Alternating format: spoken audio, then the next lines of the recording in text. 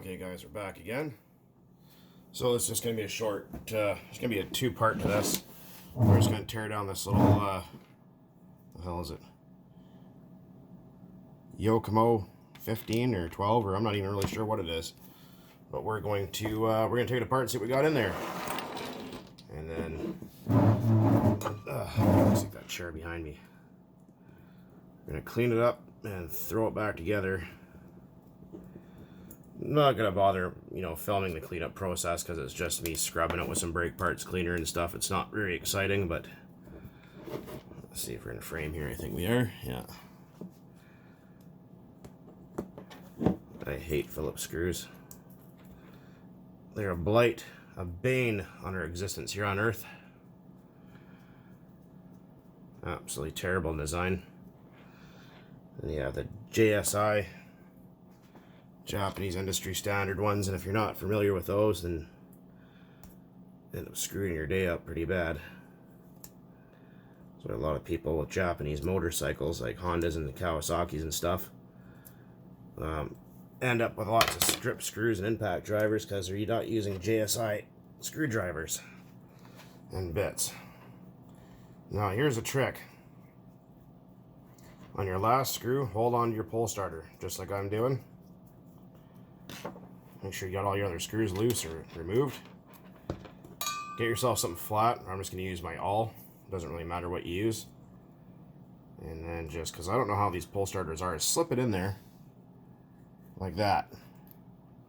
Slip it through. And then hold on to the pole starter and remove it like that. Reason being is because, see how this one's a good one, because if you see right here, it has a retainer on it. Some of these don't have that, so what'll happen is if you pull your pole starter off, it'll just go boing, and your shit will fly all over the place, and, well, yeah, it's not very fun when that happens. So this guy's a little bit, spring's pretty lazy in there, so we'll rewind that. I'll do a video about that separately. Just kind of to see how it's not really returning, as the spring's old and lazy. Oh, more Phillips screws, my favorite. Let's see what we got in there.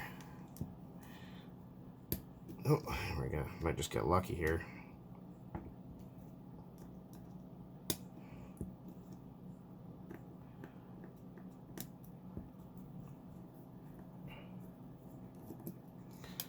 Yeah, like I said, there'll be a couple of parts to this video here, because I don't want to go over my internet caps because I've been doing that a little bit, so I'm just trying to bang out some vids for you guys to watch. But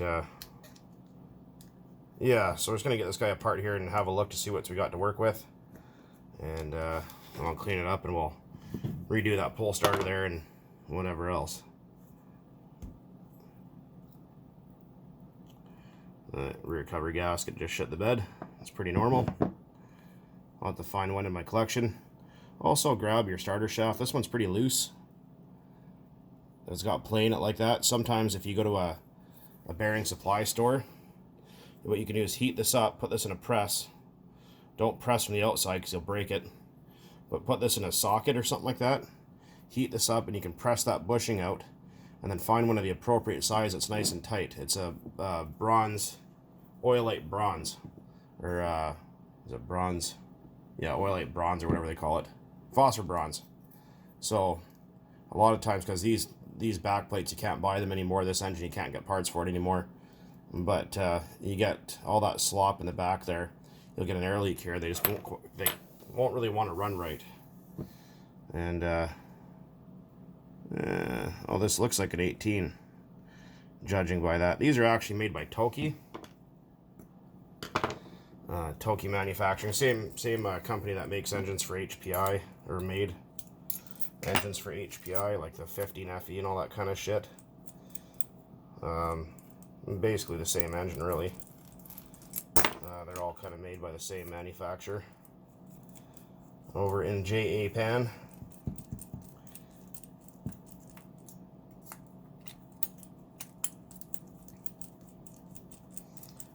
Yeah, unfortunately, like I said, parts are pretty non-existent for these things, unfortunately.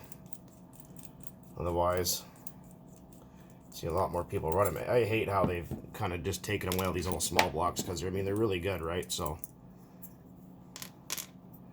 That cylinder head is bent, as you can see, and it's got a crack in it. So sometimes you can get away with heating this and prying them, and you can straighten them sometimes you can't.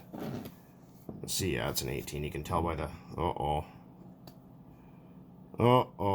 spaghetti-o. What do we got here? Will that sleeve come out by itself? Probably not. It's got a little bit of pinch left at the top by the feel of it. Okay, so we're going to heat this up and I'll be right back. Alright guys, we're back again. I'm pretty sure you could tell by the fact that my camera came back on, but just in case you couldn't tell. Anyways, so we heat it up a little bit. Let's pull our sleeve out here. Let's pull our piston out next. With these, refer back to my 15 FE video or whatever, because like I said, these also got that hole in the piston. That hole faces opposite to the exhaust port, because if you look through the exhaust port and you can see that hole in the piston, it's backwards and it will never run. So we're going to have a look here and see what we got to work with. I might have another sleeve I can use, because this thing is right into the fucking brass, boy, I'm telling you. Let's see. The fitment's not bad. It's still got, oh, yeah, no, it's fucking dunnered. It's shot. Let's see here what we got.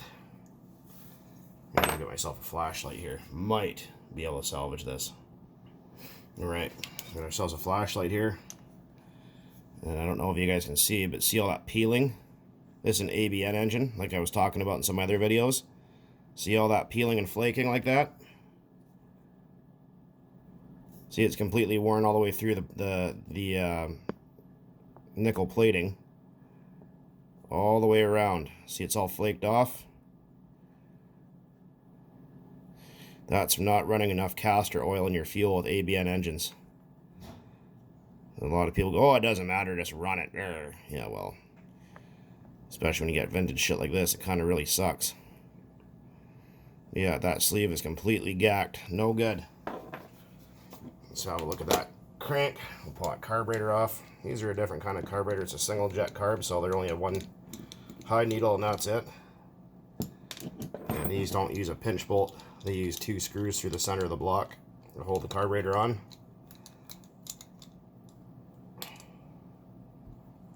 As you can see. And there's just a couple of threads in there. So when you put these in, boy, don't over tighten it, because if you do, you're going to be friggin' screwed and pissed off at yourself. So look at that crankshaft. Well, doesn't look bad. Doesn't look too bad at all.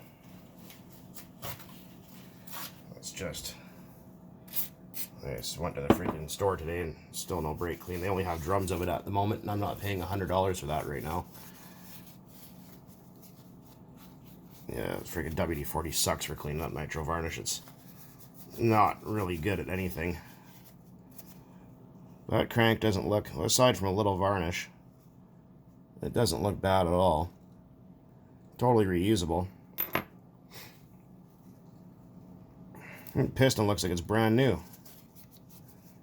That's one thing I've noticed with these engines is, I don't know, maybe it's the temperature they run at, or, you know, the fact they don't live very long because people put, you know, new types of fuel in them. I'm not exactly sure the reasoning, but I've taken so many of these little Tokyo-made engines apart that are absolutely flawless. Like, they look brand new. The pistons look absolutely perfect, but they're completely worn out. I have a few of them like that, which is kind of sad, but they got that solid brass rod, or bronze rod, whatever it's made out of. Brass, bronze. Let's see here, hold it down, see if there's any up and down play.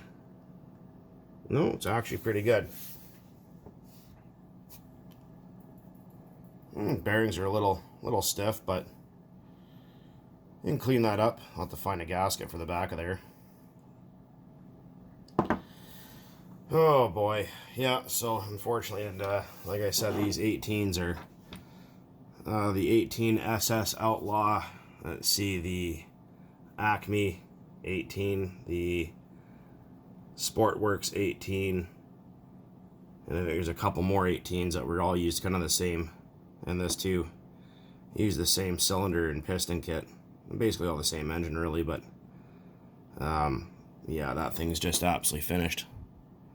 All that nickel's all peeling off, so I'll see if I can dig through my bin of parts, because there was another engine that was similar to this one, so the cylinders might be okay, or if one's got better pinch and better nickel than the other one, we'll see what we can kind of do for it. But yeah, it's pretty hurting. But yeah, anyways, I'm gonna go digging through my parts bin here and see what I can't find, and might be able to get lucky and rescue this guy. Fingers crossed, but we're not sure yet. Ah, sad. Anyways, so we still got a couple more engines here to take apart yet, so anyways, guys, as always, thanks for watching, and keep on burning nitro. Cheers.